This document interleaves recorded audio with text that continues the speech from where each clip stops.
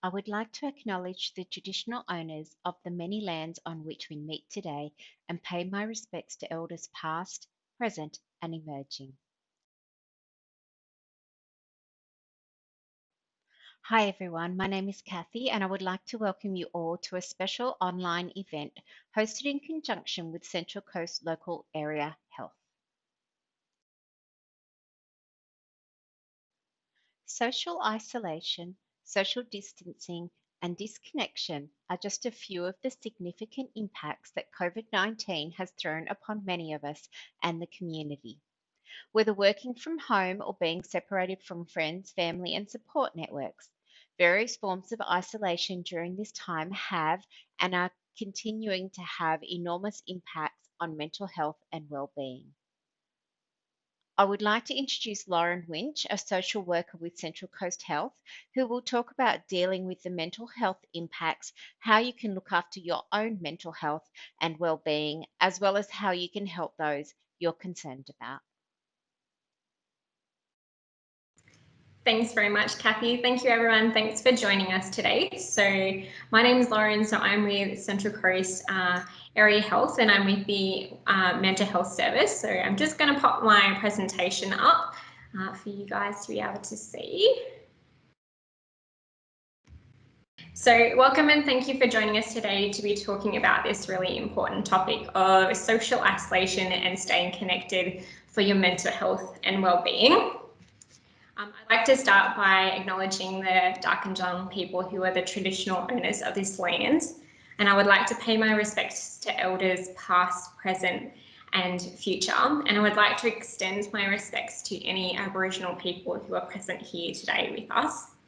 I would also like to take this opportunity to recognise anyone with a lived experience of mental illness and acknowledge that we can only provide quality care and education through valuing, respecting, and drawing upon the lived experience and expert knowledge of consumers, their families, friends, and our community when it comes to mental health and well-being.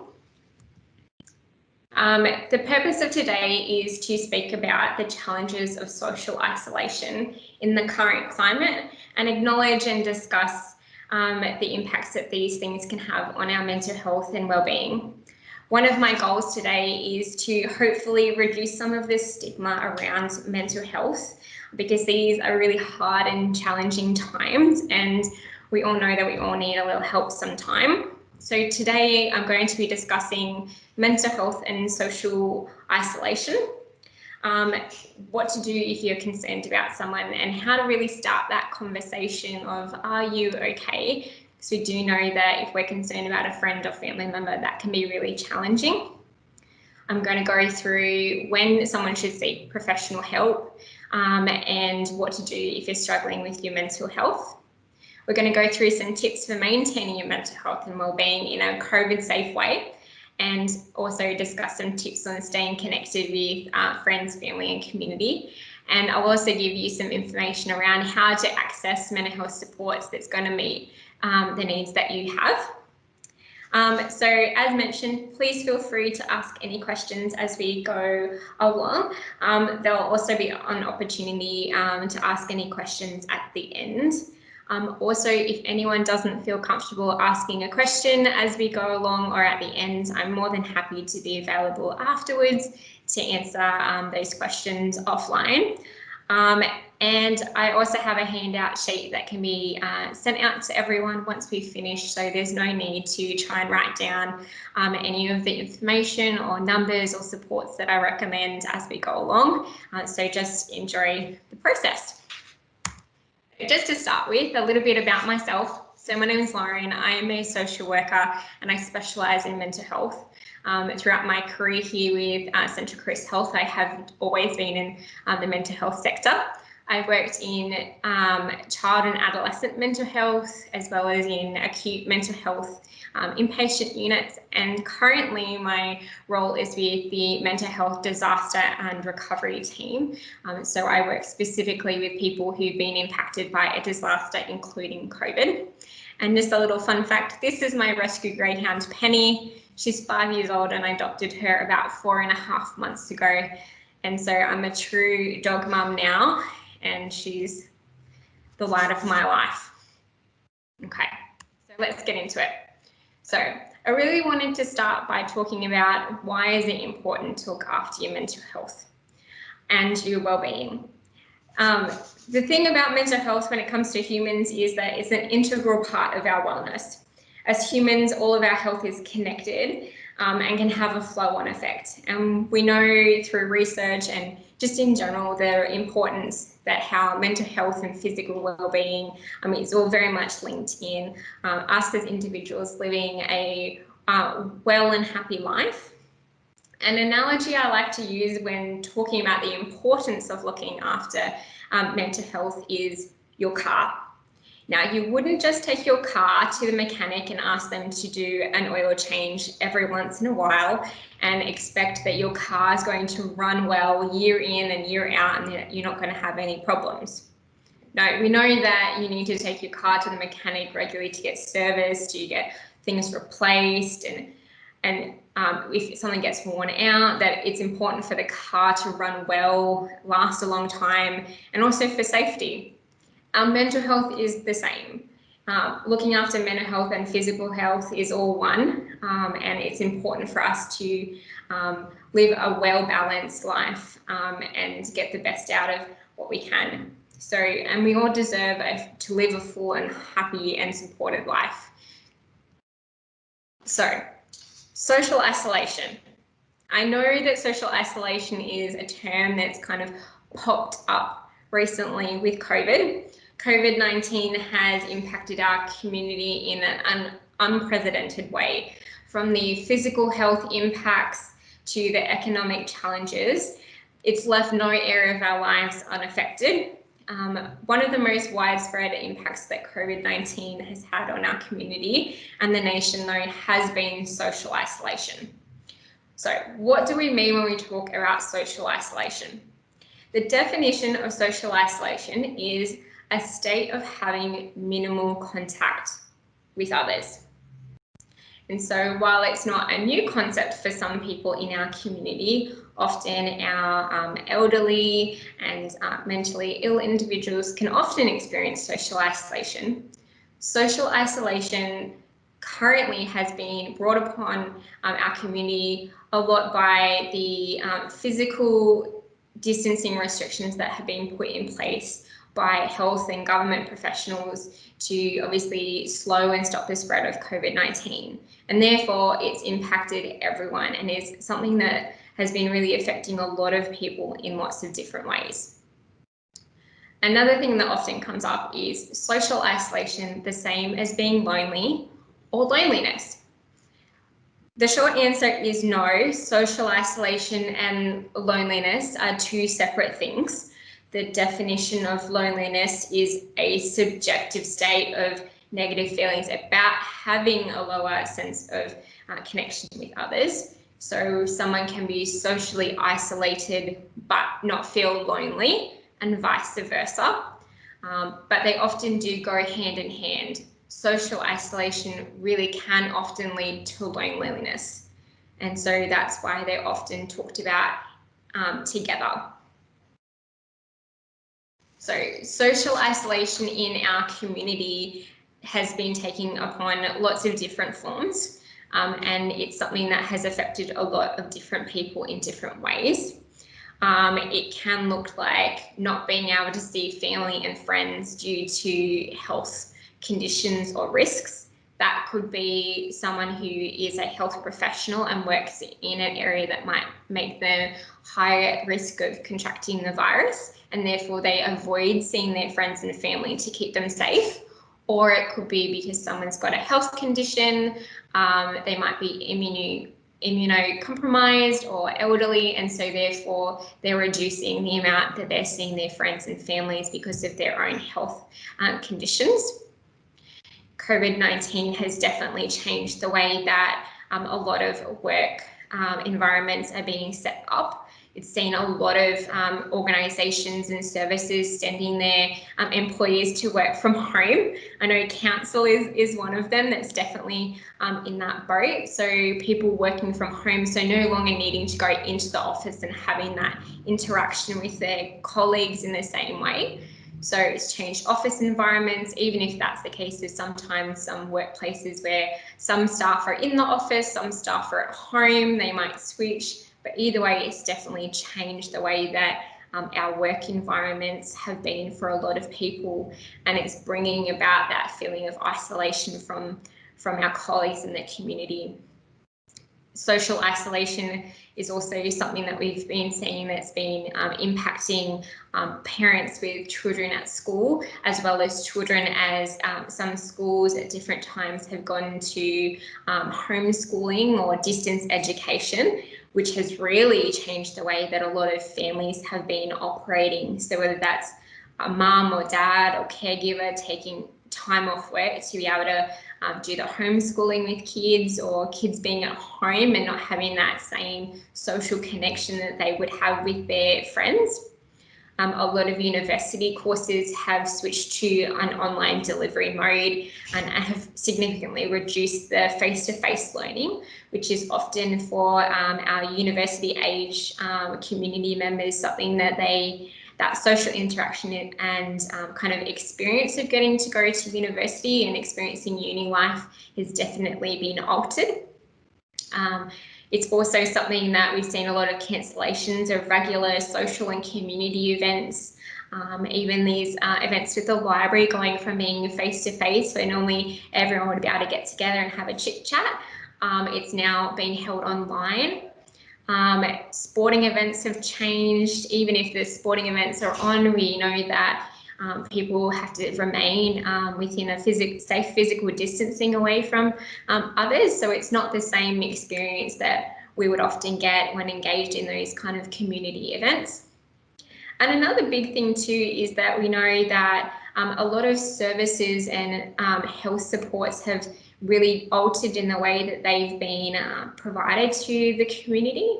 So where someone would normally get a face-to-face support in their home or seeing their GP regularly, that might have gone to telehealth, or just not receiving the same level of face-to-face interactions that we normally would, particularly with those types of services. Often that would be for some of our community members the main way that they would get to interact with someone, particularly for some of our older community members, having some in-home care supports come in or take them out to events is how that they have been able to remain connected with the community.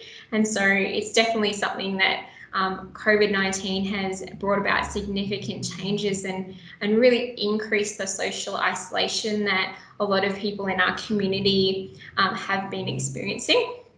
We also know that this social isolation and reduced connection with community has also seen a flow-on effect, including employment difficulties, job loss, financial stresses. Domestic and family violence rates have increased, unfortunately, due to everyone being at home and not out and about as much, and a reduction in a lot of supports. And also we've seen here in the health services an increase in alcohol and substance use that's been affecting our community as we've been going along too. And it all kind of interrelates back to that social isolation. So as humans, we are social by nature. Connection protects us. We know in health that social isolation and loneliness can have a significant impact on both physical and mental health. Studies have shown that prolonged social isolation can increase the risk of premature death, developing depression. It increases the risk of cardiovascular disease, as well as potential cognitive decline. Social isolation is often also linked to potentially engaging in unhealthy behaviours like smoking, not being physically active. So it's affecting both that physical and mental health. Because of the impact when the pandemic started, a lot of health experts expressed their concerns around the non-COVID illness-related impacts on our society, particularly in mental health. So as soon as kind of these social restrictions were brought into place, a lot of health professionals raised their kind of hand and have expressed concern of that it's not just going to be the physical impact of COVID and the illness of the disease itself, but also the flow-on effect from these restrictions to keep us healthy. In some ways will also impact our health in other ways, social isolation and its impacts being one of those.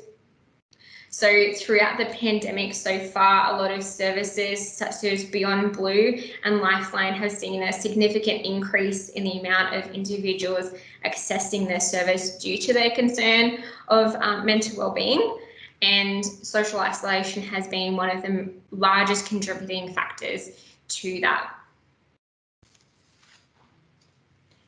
So often one of the most common impacts on mental health that people can experience from social isolation and loneliness is upon their mood and their thoughts. Lack of connection with others can make us feel low in mood, sad, upset, or even angry and frustrated. And it can potentially also lead to having unhelpful or worrisome thoughts, which can then in turn impact our mood in this kind of little cycle that often goes round and round. So during these unprecedented times, feeling this way or experiencing these things is understandable and in fact expected to a degree. So if we have a low or bad day, or maybe worry a little bit more around our friends and family, that's completely understandable and normal.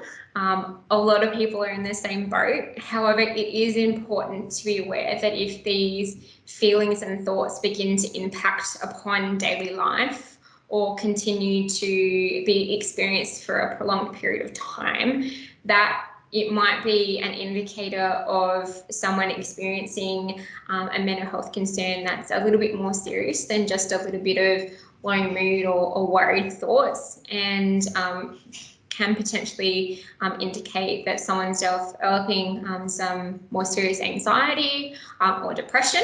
And if that is the case, then the recommendation is for someone to engage in professional help.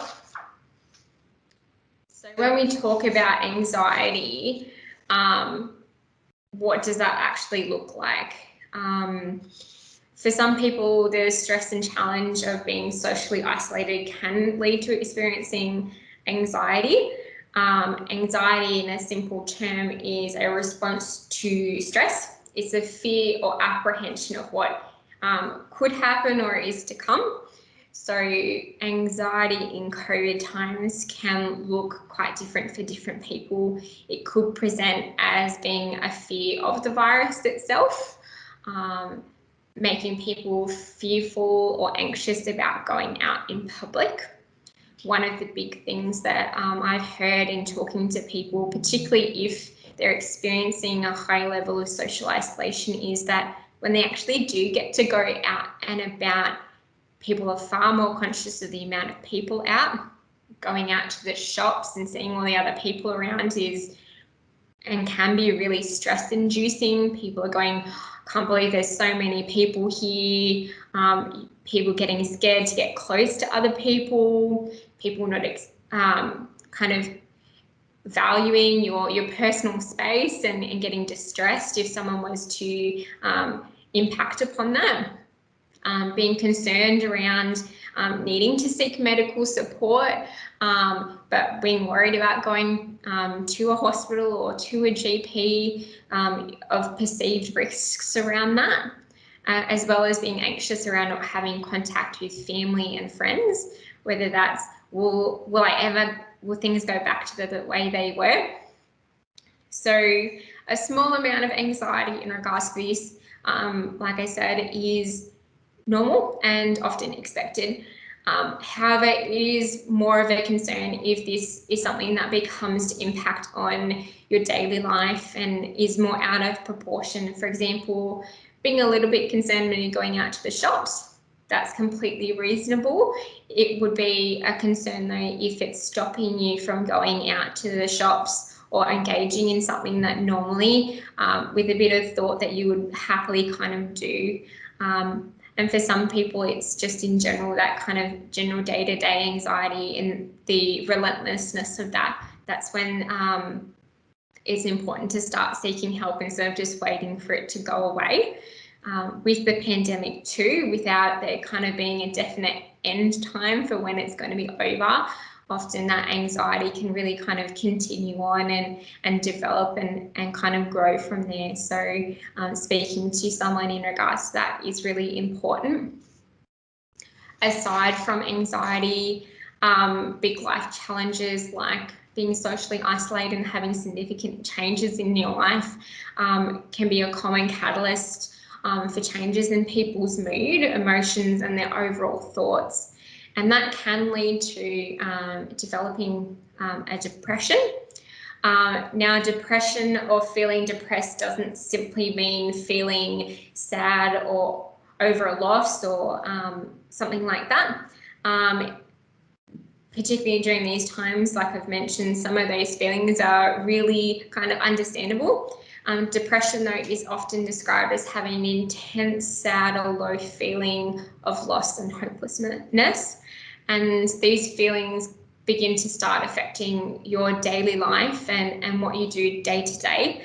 And depression is often defined as this low, intense mood that persists over a prolonged period of time of 2 or more weeks. So if that's something that people begin to experience, it's often an indicator that it's not something that's just going to get better and go away on itself, but is something that someone should speak to a mental health professional about, trying to get some support with that. And the Black Dog Institute has done some really amazing studies around depression, and these rates are obviously pre-COVID, but 1 in every 16 Australians are affected by depression every year. So it is really common, and we know that the past weekend was World Mental Health Day, and the statistics that have come out in Australia is that 1 in every 5 Australians will experience a mental health concern in their life. It's important that people are seeking professional help in regards to that, so that their recovery journey can begin sooner and that they can live a really whole and happy life.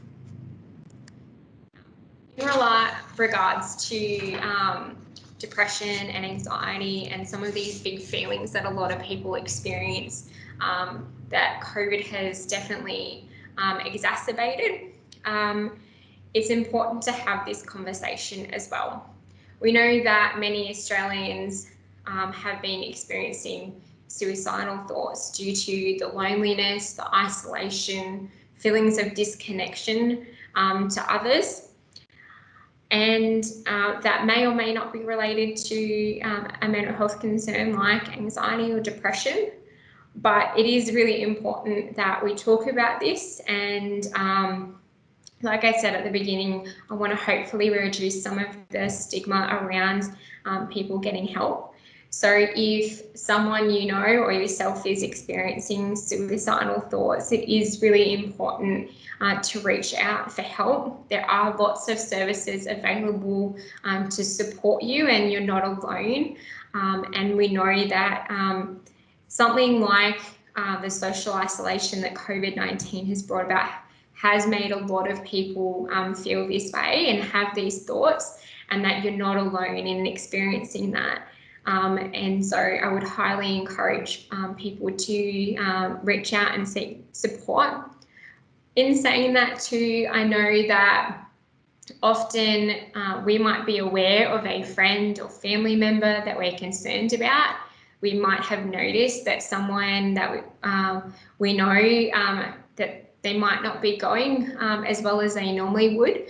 And having that conversation around mental health and wellbeing can be quite daunting. It can be tricky. A lot of people don't feel confident, and that's okay. So one thing that I wanted to go through today was just some really simple points on how to have a conversation with someone that you might be concerned about. So that could be having a conversation with a partner or spouse, a child, another family member, your neighbour, your friend from netball that you haven't seen in a while, whoever it is, feeling if you need to have that conversation or being a bit more confident and comfortable. These are just some things that you can do. A good starting point I always recommend to people is to express your concern. So like I've got up here on the side, I've noticed you've been seeming a bit more down lately, and maybe someone's missed some events that might have been organised, they've missed that Zoom board game night or something like that where they would normally engage. And so just saying that you've noticed that they don't seem their usual chipper self, or it might be a colleague that's kind of started saying some things that have raised some concern about them being lonely or sad. So expressing that concern to them to start that conversation. And then asking, are you okay, or how are you going? The next point is listening. Listen to what they have on their mind and try and let them do the most talking. It can often be quite challenging sometimes when you feel like you just need to ramble on. But actually giving the person that you're concerned about an opportunity to talk and express how they're feeling is really important. Next point is ask. If you are concerned about someone's well-being, it is really important to ask if they've raised some concerns that you might think that they might be suicidal or that they're having thoughts about ending their life. It's really important to know, and that talking about or asking someone if they're suicidal or experiencing these thoughts will not put the idea in their head, nor will it make someone feel suicidal. That's a myth that unfortunately has been put out there over many years, but we know from lots of research in mental health that that's not the case. And actually by asking someone, saying, look, you're saying all these things to me, I'm concerned, have you been thinking about taking your life or hurting yourself?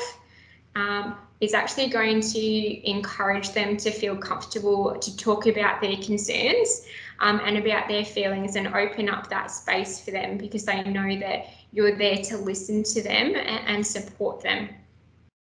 And the final thing to do is then to act. So if you're concerned about someone's safety, don't leave it, seek immediate help. And that's really important. Don't ever leave someone that you think might not be safe by themselves. They're probably just not going to get better on their own. And there's services and supports available to support that person and yourself.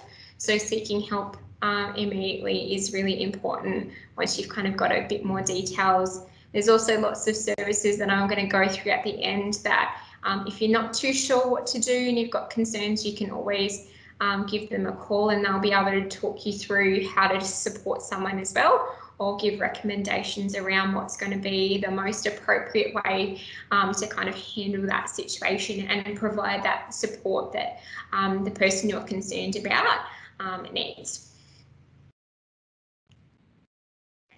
So on that point, when to seek professional help. This is often something that I get asked in the mental health profession, is when should we seek support? And I know that I've covered a lot in the last couple of slides, so let's talk about recovery and support. When it comes to mental health concerns like anxiety or depression, if you're experiencing symptoms or you're concerned and that's gone on for 2 weeks or more, or if it's just generally affecting your ability to live your life, it is really important to seek help. And like I've said, if you're experiencing suicidal thoughts, or someone you're concerned about is experiencing some suicidal thoughts, seeking support immediately is most recommended. And we know that there's no shame in seeking support. There's lots of mental health professionals out there like myself that I'm more than happy to support people, and it's why we get into this profession, so that we can support people going through those really tough times, just as we would want the same support if we needed it. Obviously, if there's a crisis or emergency, and if you're concerned about someone's safety, please do call 000 or attend the closest emergency department, as that is the quickest way to receive immediate crisis support. All right, so let's talk about some tips for maintaining your mental health. I know I've talked about some of the kind of the pointy things with mental health. So what can we do to actually maintain our mental health and well-being? And these are obviously just some suggestions that I've come up with. So if anyone's got some ideas that they'd like to add in as well, obviously please feel free. Remember that there's the text chat box that you guys can participate in as well as we go along. So I'd love to hear some of your suggestions. So doing what we can do to remain connected with family, friends, and the community. Obviously, COVID restrictions do often hinder some of that. So keeping up to date with the COVID-19 safety restrictions is something that can be really helpful. If you go onto the website, there's an up-to-date list of restrictions, so around how many people can gather outside and indoors, so that you can actually plan some COVID-safe interactions with family and friends.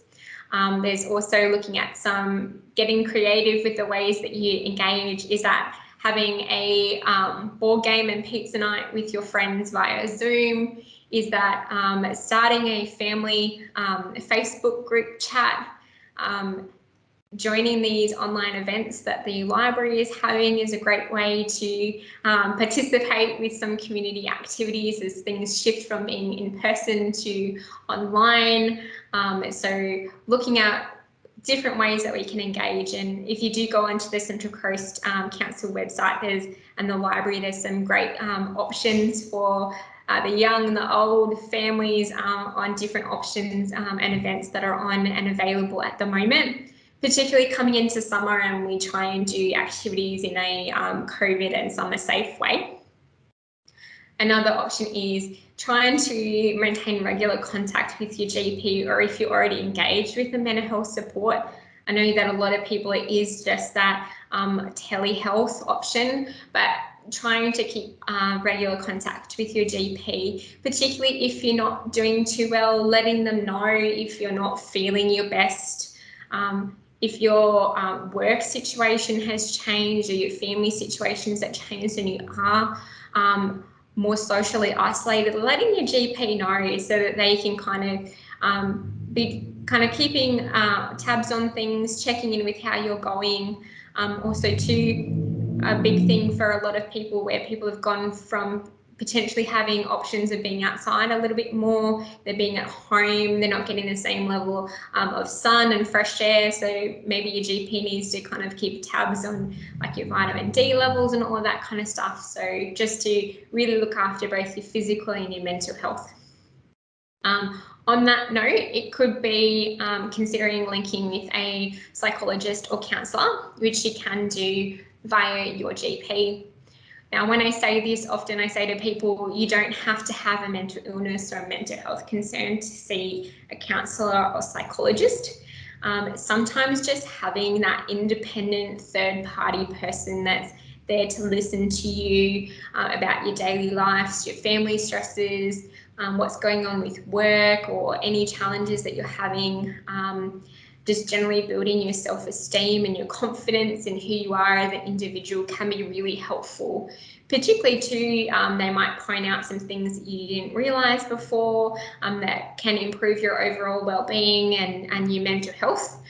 So that's always a really good option to look at, and I'll be talking a little bit later on about some options and how to engage with those via your GP or other services. Another tip I like to say to people around maintaining your mental health is to identify your triggers.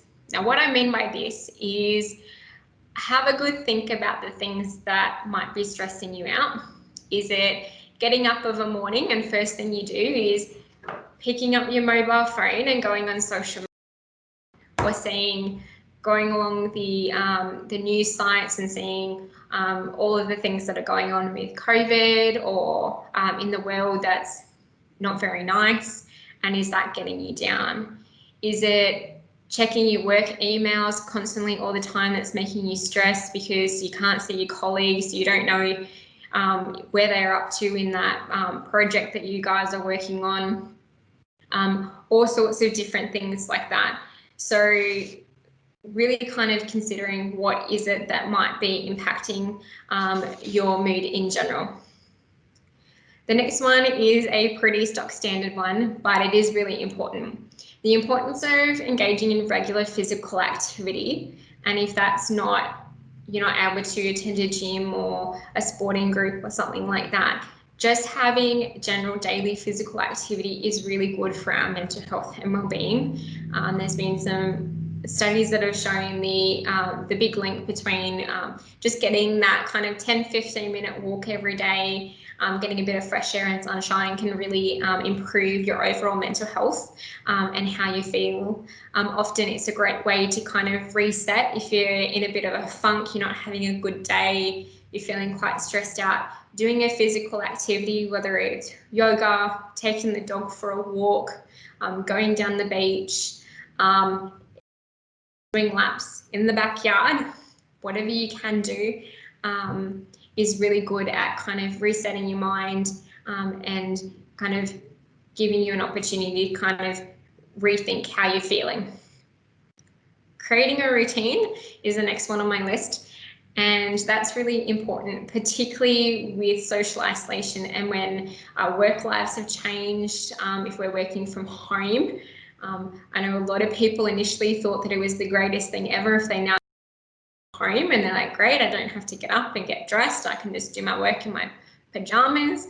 Well, we know that that's actually not the most helpful way. So having a routine, particularly where regular routine might have been taken away from us, trying to establish something that we can do to give us some of those boundaries and routine on a daily basis, helpful, even if it's just ensuring that no matter what, we get up of a morning at a reasonable time, we have a shower, put your makeup on, do your hair, brush your teeth, that type of stuff, get dressed and have some breakfast. And doing that type of stuff, or even just scheduling in certain things during the day, just so that you can keep a routine, because we know as humans, we do really well with routine. Kids thrive on routine. So that's often something too to keep in mind for parents. You've got kids at home or things that have changed with kind of care arrangements. Maintaining or creating a routine is really important, and it gives us some certainty where in our lives at the moment there's a lot of uncertainty. By creating that routine, it can put some of those boundaries and certainty back in place and reduce some of that anxiety that's often invoked by that lack of routine and uncertainty. Meditation and mindfulness is something that's not always for everyone, but it's always something that I recommend people give a go every once in a while and see if you like it. So there's some really great free online meditation apps through Headspace. All you have to do is kind of go onto your app store and you can just Google with meditation and lots of different ones will come up. There's ones available on YouTube. You can access meditation and guided meditation CDs via the library as well. Or just generally kind of giving yourself that opportunity 10 minutes of a morning or an afternoon to kind of sit and let everything kind of leave your mind and kind of be mindful of your breath and how you're feeling and getting in touch with your physical body. You can do that even just while you're walking, just kind of give yourself a bit of space to clear your brain out, and that can be really good at helping reset things and kind of just improving your overall mental health and well-being. kind of like what I said with physical activity, eating a balanced and healthy diet is also really important for your mental health. We know overall that diet can really impact someone's mental health. Obviously, someone whose diet might not be the best can potentially lead to things that can impact their mental well-being. So it's always encouraged for people to eat a balanced diet. When I say this, I'm not saying always eat your salads, because I certainly don't. Balanced, it's okay to have your chocolate and your chips and all of that, but everything in moderation. So just being mindful of what we're consuming, because our gut health and our physical health, again, kind of in that circular motion, like I talked before, will eventually end up impacting our mental health. We know that obviously if you have a bit of a sugar crash, that's going to make you not feel the best, which is then going to probably impact your mood. So just being mindful of that type of stuff and having that balance in our diet is really good. And obviously you are what you eat, so you eat good food, you're going to feel good. So that's what we want to encourage. Engage your mind is a really good one too for your mental well-being. So whether it's reading a book or doing some research, trying to keep your mind active and probably away from the things that are making us feel stressed. So when I say research something or that, probably not best to kind of go down the rabbit hole of looking at COVID statistics and cases and all of that kind of stuff. Look at something that might be of interest that's going to kind of help you feel a little bit better. So is that looking for new books to read, whatever it is to kind of engage your mind.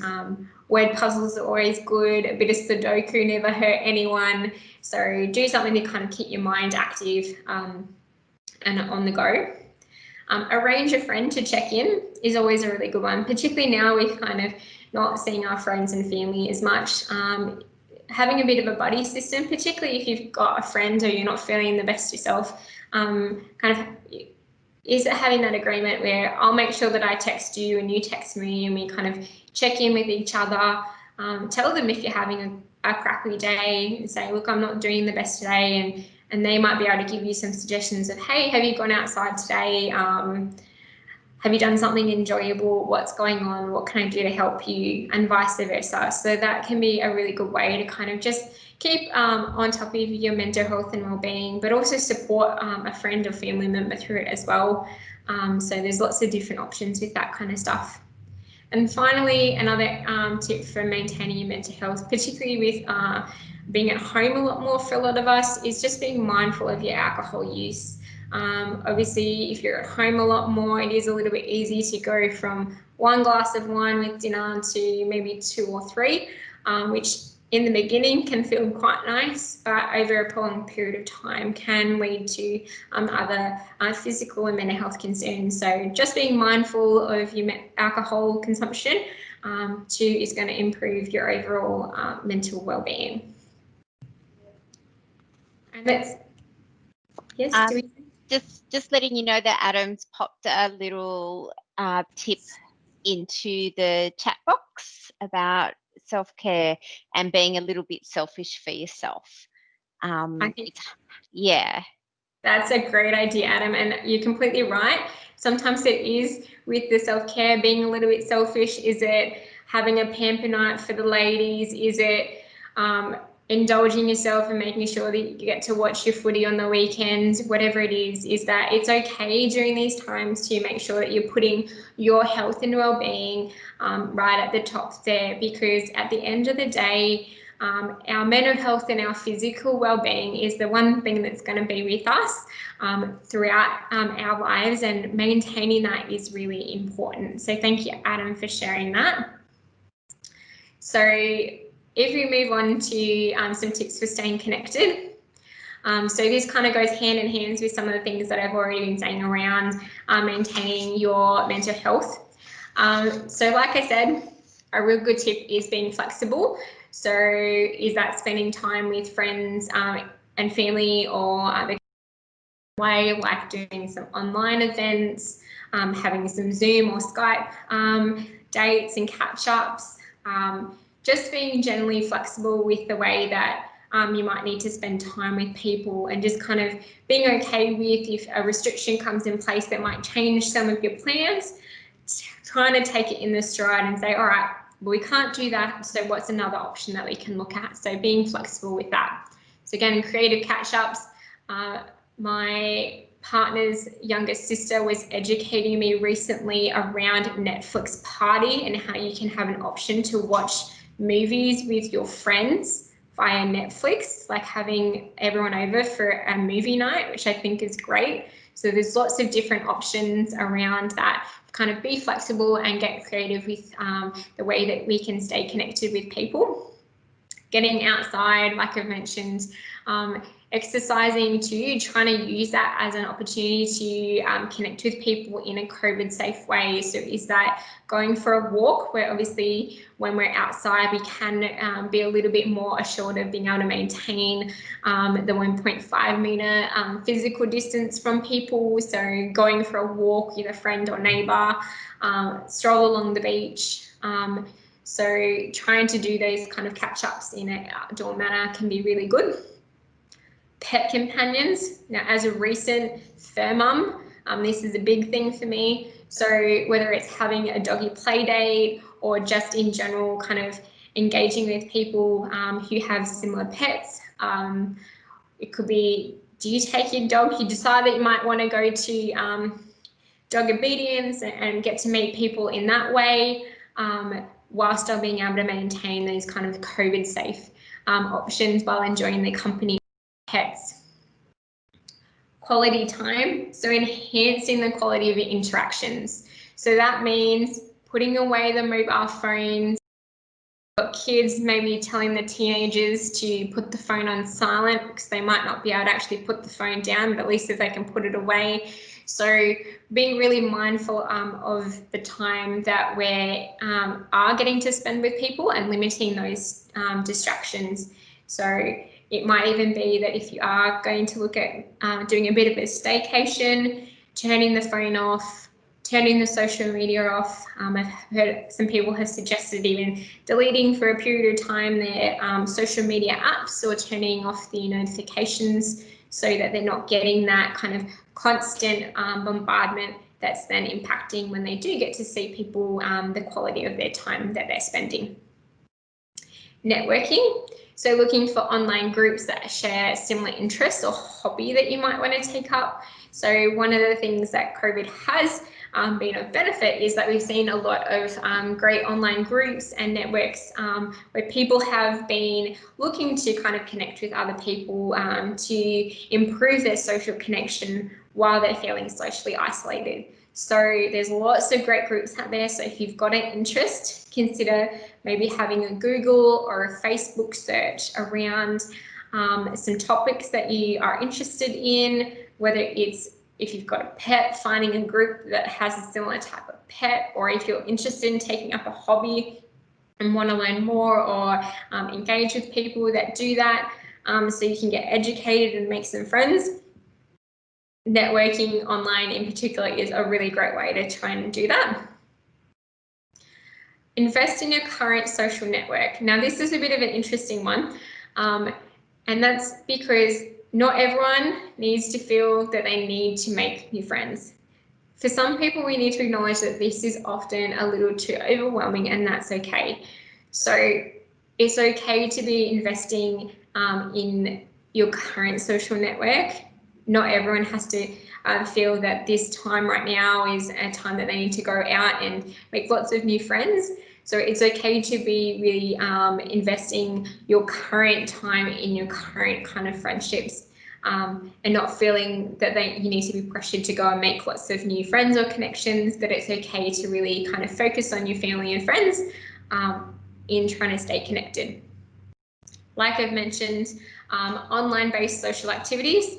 So I know I've said it a few times, but you can check out the library online. They've got a really great book club going at the moment. There's lots of educational sessions as well. So there's lots of social activities at the moment that a lot of our community organisations have been really great at switching from face-to-face stuff to now holding online events so that people can still remain connected. and that's really good. And again, look local. It's kind of my final point for that is look local for COVID-19 safe events and activities. So as things are starting to slowly ease with some of the restrictions, some of our community activities are resuming. So I know that there's some markets that have restarted. So keep an eye out for some local COVID-19 safe events. And remember, if you do attend a face-to-face event, that they should have a COVID safe marshal and that all restrictions should be being abided by. So if you've got any questions, obviously make sure you can speak to normally the COVID safe marshal is the person that's wearing the fluoro vest. So you can always have a chat to them if you're concerned, if you are going out and doing some face-to-face activities and events locally. To kind of wrap things up, I just wanted to talk about, I've talked about the importance of seeking help if you're concerned around your mental health and well-being. Now, support can come in lots of different ways. And one thing the pandemic has done, particularly in mental health, is improve the ways that people can engage with mental health services and the variety of services that are available. As an industry and a service, we've had to adapt to making sure that people are still getting the service that they need and being able to engage in a COVID safe manner. Now, in general, if someone is not feeling the best and is looking for support, speaking to your GP is always a really good starting point. Your GP can talk to you about accessing, as I mentioned, a private psychologist or counsellor. They can prescribe you a mental health care plan or a better access to mental health program plan, which does mean that you'd be entitled to accessing. Now the government has extended it to up to 20 sessions that's covered or mostly covered by Medicare. So you'll be able to access that via your GP. Your GP can also always refer you to other specialist mental health clinicians or practitioners, including a psychiatrist if needed. Now, for those that feel comfortable with it, there are services as well that offer free face-to-face counselling and psychological services here on the coast. So Lifeline Central Coast offer free face-to-face counselling and support, as well as online counselling as well as Central Coast Primary Care. So you can contact them for a range of services that they offer. If face-to-face is not something that someone can undertake or feels comfortable with, there are other options, including online counselling. So Black Dog Institute have an online clinic that anyone can access at any time. Mind Health is run by the local primary healthcare network, and they offer telehealth and online counselling specifically to members on the Central Coast and in the Hunter, New England area.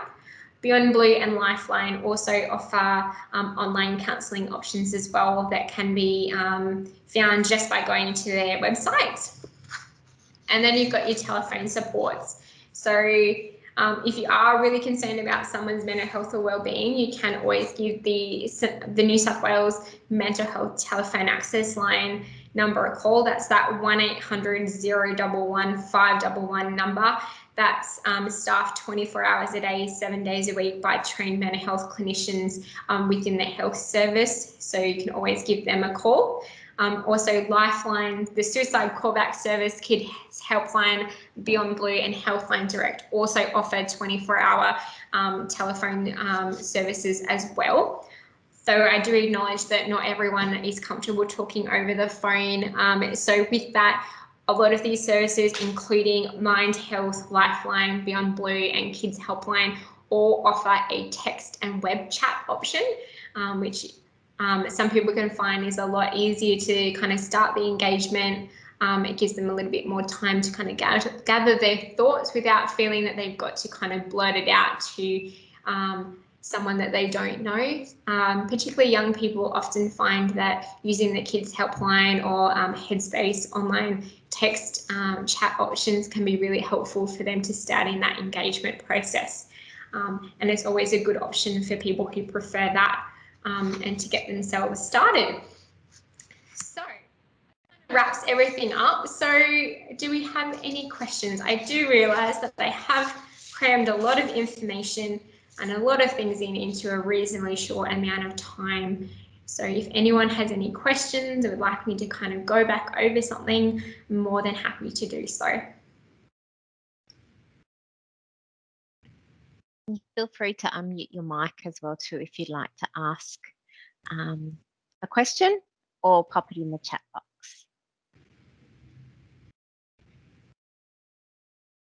And so, like I said at the beginning, those recommendations and how to access mental health support, I do have it in a fact sheet, so that will be available to everyone at the end for you guys to have access to. So there was no need to try and remember any of the numbers or any of the supports that I spoke about today as well.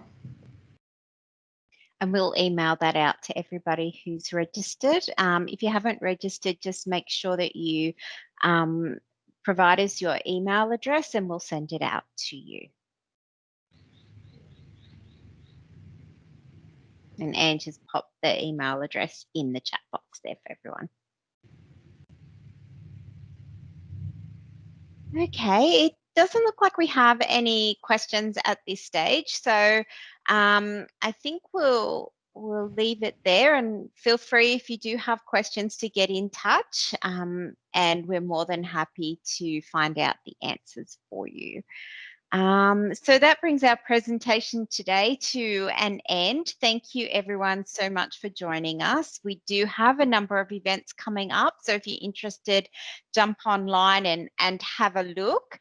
You can just jump onto centralcoast.nsw.gov.au/library events, and you can also sign up for our e-news from our website. So if you just scroll right down to the bottom of the page, you'll be able to put your email address in there and you'll be up to date with all the latest information and links to book in. Like we said, a fact sheet will be sent through from Lauren, so we'll make that available to you, and I will send it out to the libraries as well too if they get any inquiries following on from this event. And I'd just like to thank you all again for joining us, and please remember to take care of yourself and each other. And a very, very big thank you to Lauren, who's taken the time and her expertise to talk to us. So thank you everyone, and enjoy the rest of your day. Thank you so much, guys. Have a lovely day.